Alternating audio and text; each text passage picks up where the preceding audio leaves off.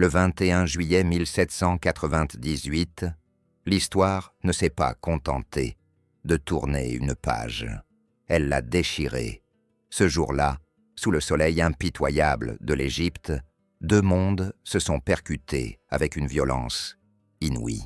D'un côté, le passé, l'empire des Mamelouks, une caste de guerriers esclaves devenus rois, couverts d'or et de soie, montés sur les chevaux les plus rapides du monde, armés du légendaire acier de Damas. Ils étaient l'incarnation de la fureur individuelle, invaincus depuis des siècles, persuadés qu'ils allaient trancher les têtes des Français comme on tranche des pastèques. De l'autre côté, l'avenir, une armée de spectres vêtus de laine épaisse sous 40 degrés, les lèvres gercées par la soif, les yeux brûlés par le sable, l'armée d'Orient. Ils n'avaient pas d'or, ils n'avaient pas de chevaux pur sang, mais ils avaient quelque chose de bien plus terrifiant.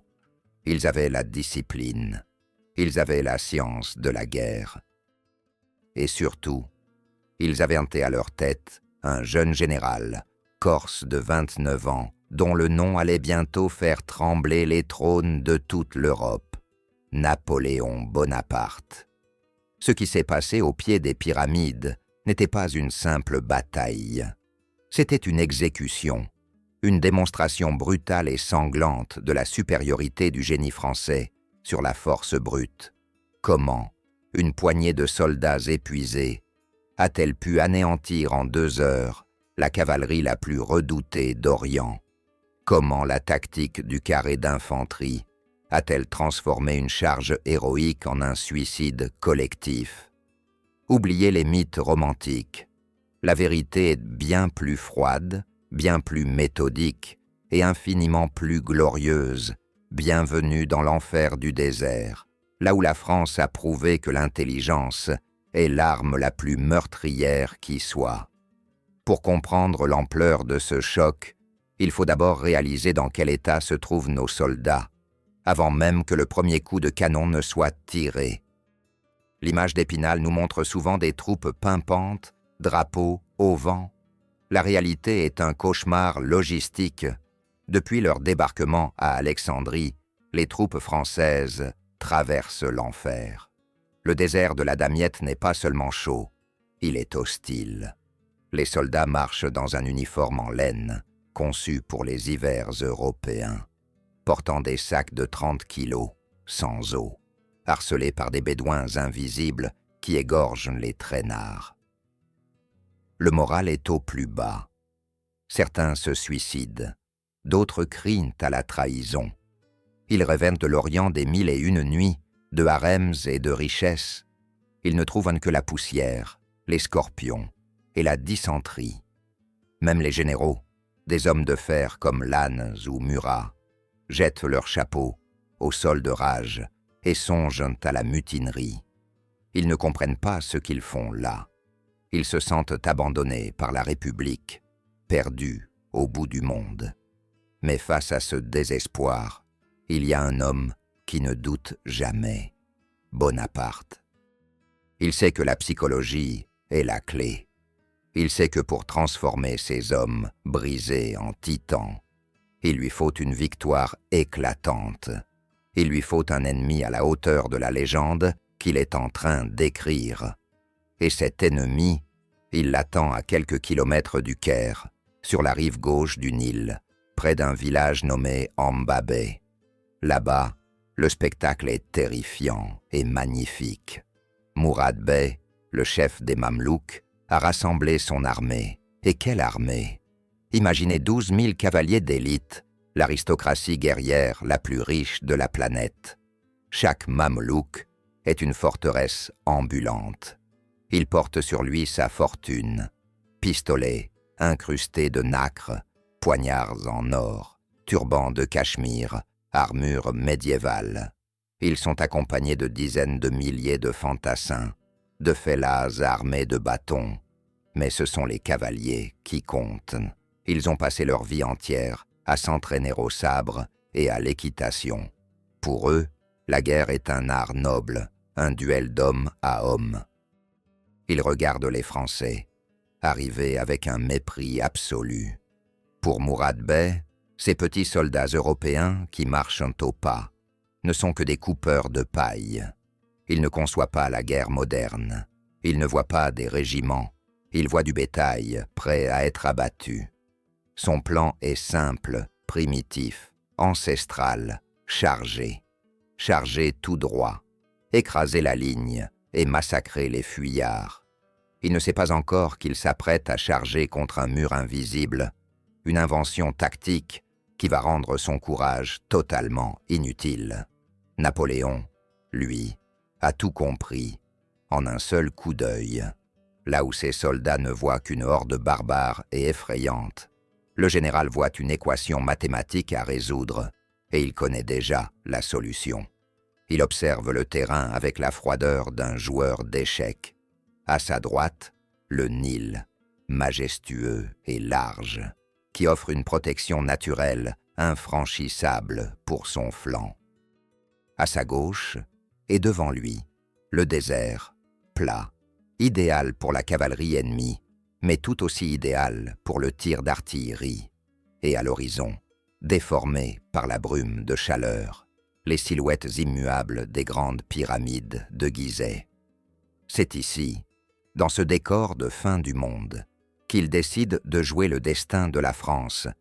Il sait que l'impact psychologique du lieu est immense.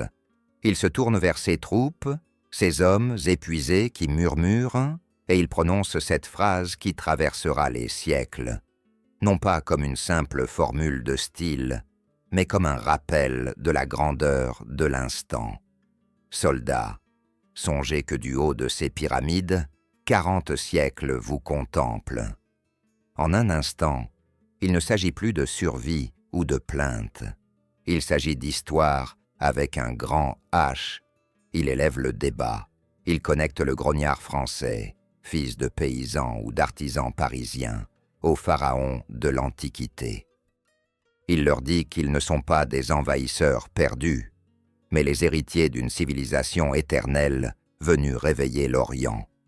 Mais les mots ne suffisent pas à arrêter une charge de cavalerie lourde. Il faut de l'acier et surtout une formation irréprochable. Napoléon sait que la ligne d'infanterie classique, celle utilisée sur les champs de bataille d'Europe contre les Autrichiens ou les Prussiens, serait du suicide ici. Une ligne est trop fine. Si la cavalerie la perce en un point, toute l'armée s'effondre, prise à revers, massacrée dans la panique. Et face à la mobilité diabolique des Mamelouks, qui peuvent surgir de partout à la fois, il faut une défense à 360 degrés. C'est alors qu'il ordonne une manœuvre qui va devenir la signature de cette campagne. Une innovation tactique qui transforme chaque division française en une forteresse autonome et indestructible, le carré divisionnaire. Oubliez les petits carrés de régiments que l'on verra plus tard à Waterloo. Ici, c'est du gigantisme. Chaque division de l'armée, celle de Desaix, de Régnier, de Bon, de Vial et de Dougois, se replie sur elle-même pour former un immense rectangle parfait. C'est une citadelle humaine, vivante. Imaginez la scène, car elle est d'une complexité et d'une beauté terrifiante. Les soldats se disposent sur 6 rangs de profondeur, 6 rangs d'hommes, épaule contre épaule, serrés comme des sardines, créant une densité de chair et de fusils impénétrable. Les premiers rangs mettent un genou à terre, la crosse du fusil plantée dans le sable, la baïonnette pointée vers l'avant à hauteur du poitrail des chevaux. Ils forment une haie d'acier hérissée, un piège mortel pour toute monture qui oserait approcher. Derrière eux, les rangs debout sont prêts à faire feu, rechargeant leurs armes avec une précision mécanique, protégés par la forêt de lames devant eux. Mais le génie de Bonaparte ne s'arrête pas là. Il ne s'agit pas seulement de se défendre, il s'agit de détruire. Aux 4 angles de chaque carré, il place l'artillerie. Les canons ne sont pas cachés au centre, ils sont au coin, comme les bastions d'un château fort. Cette disposition est cruciale. Elle permet de tirer à la mitraille dans toutes les directions, fauchant les attaquants avant même qu'ils n'atteignent les fusiliers. Et surtout, elle permet aux carrés de se couvrir les uns les autres. Si les Mamelouks attaquent le carré de Dessaïs, le carré de Régnier peut les foudroyer de flanc. C'est un système de feu croisé, un piège mortel, où chaque zone du champ de bataille est battue par la mort. Et au centre, à l'intérieur de ces carrés géants, le cœur de l'armée bat, protégé par ces murs vivants. C'est là que l'on place les bagages, les réserves de munitions, les généraux et leur état-major, mais aussi les précieux savants de l'expédition, les géologues, les mathématiciens, les dessinateurs et, bien sûr, les ânes. L'ordre célèbre, les ânes et les savants, au milieu. Qui a tant fait rire la troupe est en réalité d'un pragmatisme absolu. Napoléon protège ses ressources les plus précieuses. L'armée française devient ainsi une série de 5 îlots imprenables, capables de se mouvoir, de tirer et de résister à une pression infinie, dérivant sur l'océan de sable comme des cuirassés sur la mer. Face à cette mécanique de précision, regardons ce qui se prépare en face. Le contraste est saisissant, presque douloureux. L'armée mamelouk est une vision sortie du Moyen-Âge, magnifiée par la richesse de l'Orient. Ils ne connaissent pas la discipline de groupe. Pour un mamelouk, la bataille est l'occasion de prouver sa valeur personnelle. Ils ne se battent pas en unité, ils se battent en agglomérat de duellistes. Leur équipement est somptueux, valant souvent la solde de toute une vie d'un soldat français. Leurs chevaux sont des merveilles arabes, nerveux, rapides comme l'éclair, habitués à tourner sur place et à bondir. Leurs selles sont hautes, leurs étriers courts, ce qui leur permet de se dresser debout pour asséner des coups de sabre d'une puissance dévastatrice, capable, dit-on, de trancher un homme du cou jusqu'à la taille d'un seul coup. Ils sont armés jusqu'aux dents, un tromblon court accroché à la selle, 2 pistolets à la ceinture, des javelots dans le dos, une masse d'armes pour briser les casques et bien sûr le cimeterre, cette lame courbe forgée dans le meilleur acier, tranchante comme un rasoir. Mais toute cette panoplie est conçue pour un autre type de guerre, une guerre de escarmouches, de harcèlement, de charges furieuses contre des ennemis qui paniquent et s'enfuient. Mourad Bey n'a jamais affronté une machine à tuer comme l'infanterie de la Révolution française. Il n'a aucune idée de ce qu'est la puissance de feu d'un bataillon qui tire à l'unisson. Il regarde les carrés français, immobiles dans le sable, et il commet l'erreur fatale. Il les prend pour de la timidité. Il pense que les Français ont peur, qu'ils se recroquevillent pour se protéger. Il ne voit pas les bastions, il voit des cibles statiques. L'atmosphère devient lourde, suffocante. Il est 14 heures. Le soleil est à son zénith, un disque de feu blanc qui écrase tout. La chaleur est telle que le canon des fusils brûle les mains des soldats. L'air tremble au-dessus du sable. Dans les rangs français, le silence est total. C'est une discipline de fer qui règne. Pas un mot, pas un cri. Juste le bruit sec des baguettes dans les canons des mousquets, le cliquetis des chiens que l'on arme et la respiration lourde de 20 000 hommes qui attendent la mort ou la gloire. Les officiers parcourent les lignes, l'épée au clair, répétant les consignes. Ne tirez pas avant l'ordre, visez les chevaux, tenez bon. Ils savent que si la peur s'empare d'un seul rang, si une seule face du carré cède, c'est le massacre assuré pour tous. La cohésion est leur seule armure. En face, c'est le tumulte. Les Mamelouks hurlent des versets du Coran, insultent les infidèles, font caracoler leurs chevaux pour les échauffer. Les tambours et les cymbales de leur armée créent une cacophonie infernale destiné à terroriser l'ennemi. La poussière soulevée par les sabots commence à former un nuage doré qui monte vers le ciel, masquant par moments les pyramides. C'est le choc de deux civilisations, de deux époques. D'un côté, le bruit et la fureur, l'éclat de l'or et l'individualisme forcené. De l'autre, le silence menaçant, la poussière grise des uniformes et la puissance terrifiante du collectif. Soudain, un mouvement parcourt la ligne mamelouk. Comme une digue qui rompt, la masse colorée s'ébranle. Ce n'est pas une manœuvre ordonnée, c'est une éruption volcanique. 6000 cavaliers d'élite lancent leurs montures au galop. La terre se met littéralement à trembler sous l'impact de 24 000 sabots. Le bruit devient assourdissant, un grondement continu qui couvre même les ordres des officiers. Ils foncent droit sur les divisions de Dessaise et de Régnier, situées à l'aile droite française. Ils arrivent comme une vague de tsunami, persuadés que leur seul élan suffira à balayer ces petits hommes en bleu. Ils galopent à une vitesse folle, les vêtements flottant au vent, les sabres étincelants levés haut, hurlant leur rage, convaincus de leur invincibilité divine. Ils sont à 1000 mètres, 800 mètres, 600 mètres. La distance fond à une vitesse terrifiante. Dans les carrés français, le temps semble s'arrêter. Les soldats voient arriver la mort. Ils distinguent désormais les visages barbus et féroces des cavaliers, l'écume aux lèvres des chevaux, les détails des broderies d'or. C'est une vision de cauchemar. L'instinct humain hurle de fuir, de jeter son arme, de courir vers le Nil. Mais la discipline, cette force invisible forgée par des années de guerre révolutionnaire, les maintient cloués au sol. Ils serrent les dents. Ils fixent le mur de poussière qui arrive sur eux. Ils attendent l'ordre fatidique. Napoléon, au centre du dispositif, reste de marbre. Il laisse l'ennemi approcher.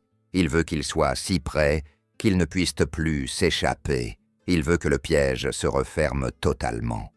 Il ne s'agit pas de les repousser, il s'agit de les anéantir. À 50 pas, la masse hurlante des Mamelouks semble sur le point d'engloutir les carrés. On peut presque sentir l'haleine des chevaux. C'est le moment critique, le point de rupture psychologique où tout se joue.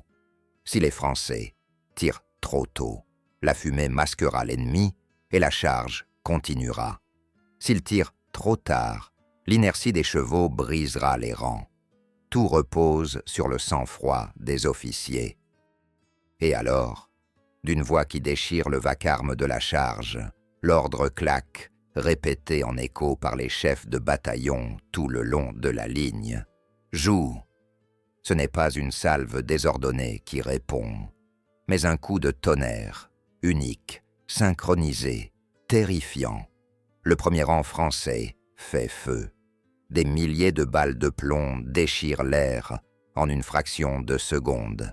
L'effet est instantané, brutal, chirurgical. La première ligne de la cavalerie mamelouk est littéralement fauchée, comme si une main géante et invisible venait de balayer le désert. Les chevaux s'effondrent en pleine course, projetant leurs cavaliers dans la poussière, brisés, piétinés par ceux qui suivent. Le mur de feu a percuté le mur de chair. La violence de l'impact est telle que l'élan de la charge est stoppé net, brisé sur l'écueil de la puissance de feu française. Mais ce n'est que le début du carnage, car les carrés ne se contentent pas de tirer une seule fois.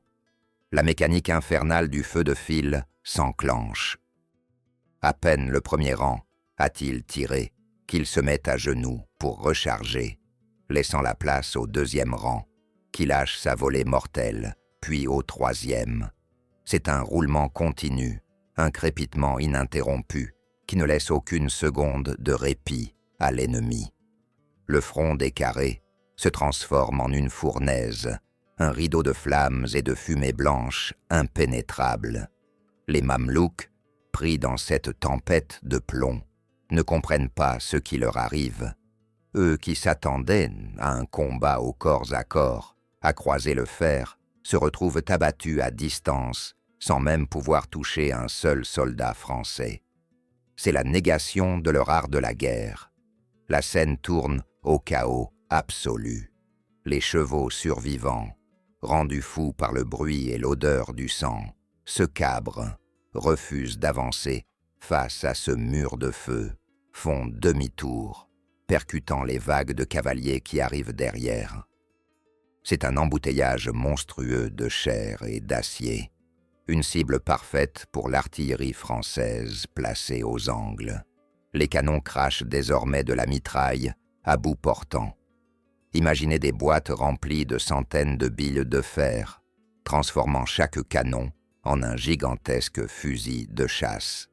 Ces décharges ravagent les rangs serrés des Mamelouks, ouvrant des brèches sanglantes dans la masse compacte, démembrant hommes et bêtes avec une efficacité industrielle.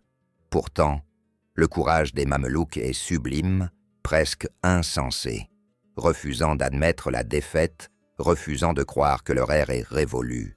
Ils tentent l'impossible. Certains, par miracle, traversent le rideau de feu et arrivent jusqu'aux baïonnettes. Mais là, ils se heurtent à un mur infranchissable. Les chevaux s'empalent sur les pics d'acier. Les cavaliers, désespérés, font faire volte-face à leur monture pour tenter de ruer dans les rangs français, espérant ouvrir une brèche à coups de sabot. D'autres, dans une rage impuissante, lancent leurs pistolets vides, leurs masses d'armes et même leurs poignards sur les têtes des soldats. Certains poussent leur cheval à reculons contre les baïonnettes pour se frayer un chemin, préférant la mort à l'échec. C'est une fureur aveugle contre une machine froide. La discipline française ne scille pas.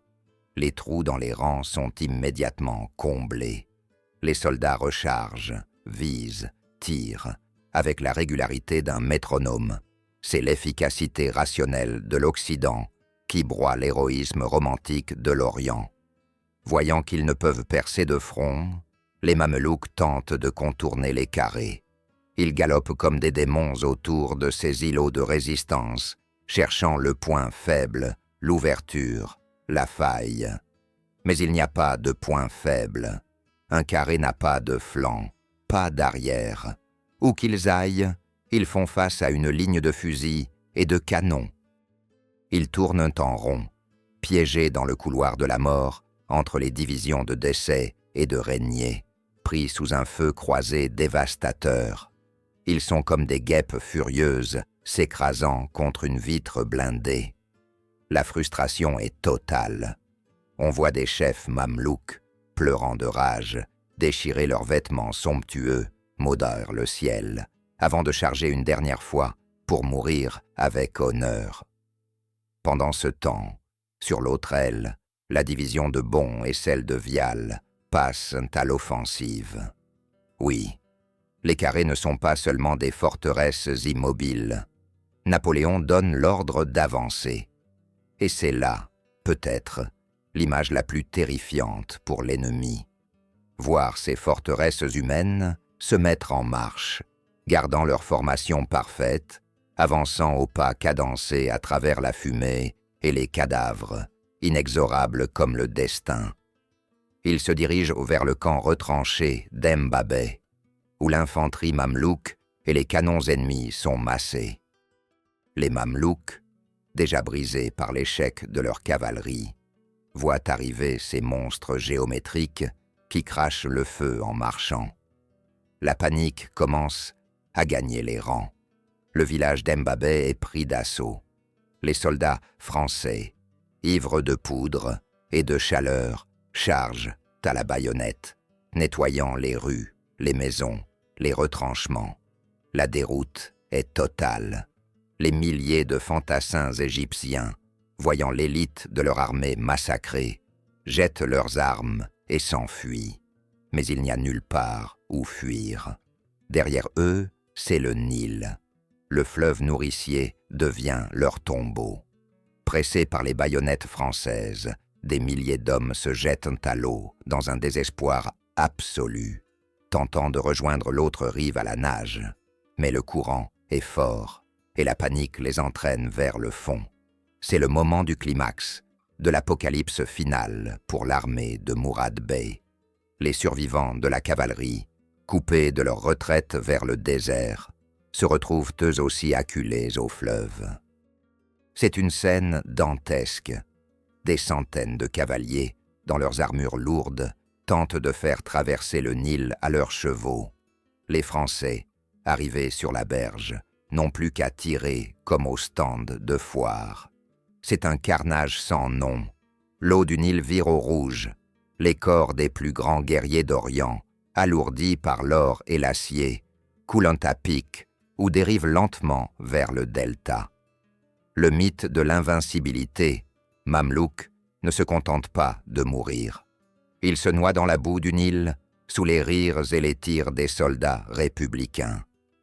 À 17 heures, tout est fini. Le silence retombe sur la plaine, à peine troublé par les râles des agonisants et le cri des oiseaux charognards qui commencent déjà à tourner. La poussière retombe lentement, révélant l'ampleur du désastre. Le champ de bataille est un tapis de cadavres, d'hommes et de chevaux enchevêtrés, scintillant étrangement sous le soleil couchant. Car ces morts ne sont pas des morts ordinaires. Ils sont couverts de richesses. Et c'est ici que la bataille laisse place à une autre réalité, plus crue, plus cynique, mais tout aussi historique. La curée, les soldats français, ces hommes qui le matin même n'avaient pas un sou en poche et dont les uniformes tombaient en lambeaux, réalisent soudain qu'ils marchent sur une fortune. Chaque mamelouk abattu est une mine d'or. Ils portent sur eux, cousus dans leur ceinture, cachés dans leurs turbans, toutes leurs économies, pièces d'or, bijoux, pierres précieuses, sans parler de leurs armes incrustées de gemmes, de leurs châles de cachemire, de leurs selles brodées d'argent. La fatigue de la bataille s'évapore instantanément. L'armée se transforme en une horde de chercheurs de trésors. On voit des soldats plongés dans le Nil pour repêcher les cadavres qui flottent, utilisant leurs baïonnettes recourbées pour les agripper par les vêtements. Ils les tirent sur la berge et les dépouillent frénétiquement. Pour un simple fusilier de l'armée d'Italie, un seul mamelouk représente 10 ans de solde, peut-être plus. C'est la promesse d'une retraite dorée, l'achat d'une ferme en France, la fin de la misère. Certains soldats trouvent jusqu'à 1000 pièces d'or sur un seul corps. La nuit qui tombe sur les pyramides voit une scène surréaliste. Des feux de camp s'allument partout, et autour, des hommes épuisés mais hilars comptent leur butin, s'échangent des poignards en or contre des bouteilles d'eau de vie, revêtent des soieries orientales par-dessus leurs uniformes bleus tachés de sang. La victoire est totale, militaire et financière. Le bilan chiffré est peut-être le plus grand choc de cette journée, la preuve irréfutable de l'efficacité de la tactique napoléonienne. C'est un ratio qui défie l'entendement. Côté mamelouk, 10 000 morts, blessés ou noyés. Une annihilation quasi totale de leurs forces combattantes. Côté français, 29 morts. Oui, vous avez bien entendu. 29 soldats tués au combat et environ 260 blessés. Ce n'est pas une victoire, c'est une anomalie statistique. C'est la preuve que ce jour-là, il n'y a pas eu de combat, mais un massacre unilatéral, orchestré par une intelligence supérieure. Bonaparte, installé dans le palais de Mourad Bey à Gizeh le soir même, contemple son œuvre. Il a non seulement vaincu une armée, mais il a conquis un pays. Le Caire lui ouvre ses portes, terrorisé par la puissance de ses démons de feu. Les Mamelouks, qui régnaient en maîtres absolus depuis 6 siècles, ont été balayés en une après-midi comme de la poussière dans le vent. Leur féodalité archaïque n'a pas pesé lourd face à la modernité de la grande nation. Napoléon vient de prouver au monde, et surtout à l'Angleterre qui observe avec inquiétude, que la France est capable de projeter sa puissance n'importe où et d'écraser n'importe qui. Mais au-delà des chiffres et de l'or, c'est la légende qui naît ce jour-là. La bataille des Pyramides devient instantanément un mythe fondateur de l'épopée napoléonienne. L'image de ces carrés inébranlables au pied des monuments éternels, repoussant la cavalerie la plus féroce du monde, va s'imprimer dans l'imaginaire collectif pour toujours. C'est la victoire de l'Occident rationnel, organisé, citoyen, sur l'Orient féodal, brillant mais désuet. C'est la démonstration que le courage individuel, aussi sublime soit-il, ne vaut rien face à la discipline collective et au génie tactique. Les soldats de l'armée d'Orient ne sont plus des grognards, perdus dans le désert. Ils sont devenus des géants. Ils ont marché dans les pas d'Alexandre le Grand et de César. Ils ont écrit leur nom dans le sable de l'histoire, avec du sang et du feu. Ils savent désormais qu'avec Bonaparte à leur tête, rien n'est impossible.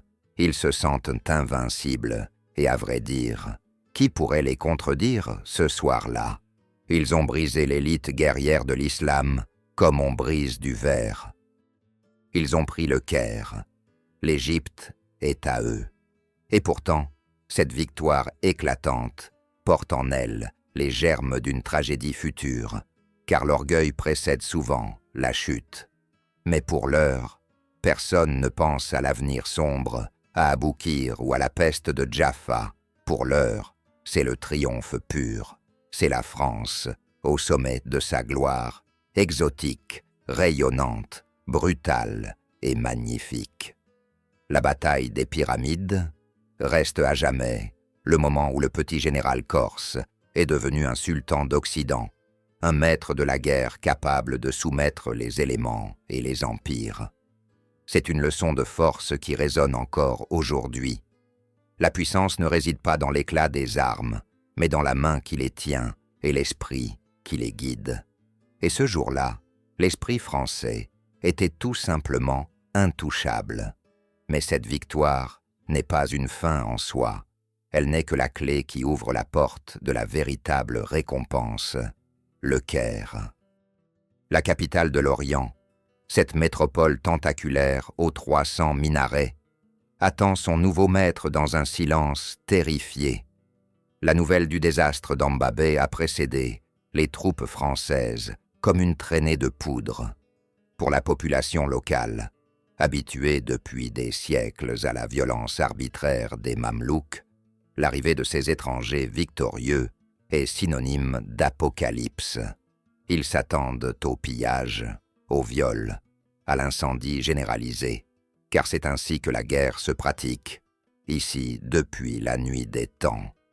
Les riches marchands enterrent leur or, les femmes se cachent dans les tréfonds des harems, les portes de la ville sont barricadées dans un geste dérisoire de défense. Cependant, ce qui se produit ensuite est peut-être encore plus déstabilisant pour l'esprit oriental que la charge des carrés. Napoléon n'entre pas au Caire comme un chef de horde, mais comme un empereur romain, comme un législateur. Il ne vient pas seulement conquérir des corps, il vient conquérir des esprits. Dès le lendemain de la bataille, il inonde la ville de proclamations imprimées en arabe, une technologie que l'Égypte découvre avec stupeur. Il ne se présente pas comme un ennemi de l'islam, mais comme le libérateur du peuple égyptien, venu briser le joug des tyrans mamelouks qui les opprimaient. C'est un coup de maître psychologique. Il retourne la haine du peuple contre ses anciens maîtres déchus. L'entrée des troupes françaises dans la ville est un spectacle d'une discipline martiale absolue qui contraste radicalement avec le chaos habituel des armées locales. Les tambours résonnent dans les ruelles étroites. Les régiments défilent au pas, baïonnettes au canon, sans qu'un seul coup de feu ne soit tiré, sans qu'une seule boutique ne soit pillée par la troupe régulière. C'est la démonstration de la force tranquille de l'État moderne. Les habitants du Caire, qui regardent ces infidèles par les moucharabiés, sont frappés de stupeur. Ces hommes qui ont massacré les lions du désert la veille se comportent aujourd'hui avec la froideur de juges. La peur laisse place à une forme de respect mêlé de sidération. La France impose sa loi non seulement par le sabre, mais par l'ordre. Les palais des beys en fuite, ces demeures féeriques remplies de trésors, accumulés par des générations de pillages, sont saisis. Mais là encore, ce n'est pas le chaos. C'est une confiscation organisée, méthodique. L'or, les bijoux, les œuvres d'art sont répertoriés, catalogués, et viennent renflouer les caisses de l'armée. C'est le transfert brutal de la richesse d'une caste guerrière parasite vers une machine militaire étatique. Bonaparte s'installe dans le palais d'Elfi Bey, sur la place de l'Ezbekieh, et, en quelques jours, il transforme une structure féodale en une administration à l'européenne. Il nomme des gouverneurs, crée une police, fait nettoyer les rues, ordonne l'éclairage public. Pour l'Égyptien moyen, c'est un choc culturel d'une violence inouïe. L'efficacité occidentale vient de débarquer sur les rives du Nil. Mais l'humiliation des anciennes élites ne s'arrête pas là. Napoléon ne s'est pas contenté d'amener des soldats. Il a amené avec lui une arme bien plus redoutable pour asseoir sa domination sur le long terme, la science. L'Institut d'Égypte est fondé dans la foulée. Imaginez l'arrogance magnifique de ce geste, à peine la poussière de la bataille retombée. Les savants français, Monge, Berthollet, Fourier, s'installent dans les plus beaux palais pour étudier, mesurer, classifier et comprendre ce pays mieux que ses propres habitants ne l'ont jamais fait. Ils installent des laboratoires de chimie, des ateliers de mécanique, des imprimeries. C'est une autre forme de conquête, plus subtile mais plus totale. Les savants français déchiffrent les hiéroglyphes que les locaux ont oubliés. Ils cartographient le Nil avec une précision diabolique. Ils étudient la faune, la flore, les maladies. Pour les oulémas d'Al-Hajar, l'élite intellectuelle du Caire, c'est une gifle monumentale. Ils réalisent que ces guerriers du Nord ne sont pas des barbares, mais les détenteurs d'un savoir universel qui les dépasse. La supériorité technologique française, démontrée par le canon aux pyramides, est confirmée par le microscope et le télescope au Caire. La France ne se contente pas d'occuper l'espace. Elle occupe l'histoire et la connaissance. Elle dit à l'Orient « Nous vous connaissons mieux que vous ne vous connaissez vous-même ». Pendant ce temps, la chasse aux derniers Mamelouks continue. Mourad Bey, le grand vaincu, s'est enfui vers la Haute-Égypte avec les débris de son armée, brûlant de rage et de honte. Il ne comprend toujours pas comment son monde a pu s'effondrer si vite. Il tente de rassembler des tribus, de lancer une guérilla, mais la magie est rompue. L'aura d'invincibilité qui protégeait les Mamelouks a été dissipée par les salves françaises. Les tribus bédouines, opportunistes et cruelles, qui craignaient les beys comme la peste, commencent à se tourner vers le nouveau pouvoir ou à attaquer les fuyards isolés. Le prédateur est devenu la proie. Dessay, le général français, que les Arabes surnommeront bientôt le sultan juste, est envoyé à ses trousses. Cette poursuite dans le désert achèvera de prouver que le soldat français peut non seulement vaincre en bataille rangée, mais aussi endurer les pires climats, marchant plus vite et plus loin que les enfants du désert eux-mêmes. Cette période d'occupation du Caire marque l'apogée de ce rêve oriental. c'est un moment suspendu dans le temps, où la France se voit comme l'héritière légitime des pharaons et des Ptolémées. Les soldats, ces fils de la Révolution, se promènent dans les souks, mélange improbable de tricolore et d'orientalisme, achetant des épices, fumant le narguilé, se sentant maîtres du monde.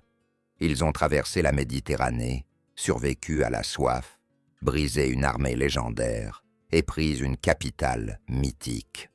Ils ont accompli ce que Saint Louis avait raté lors des croisades.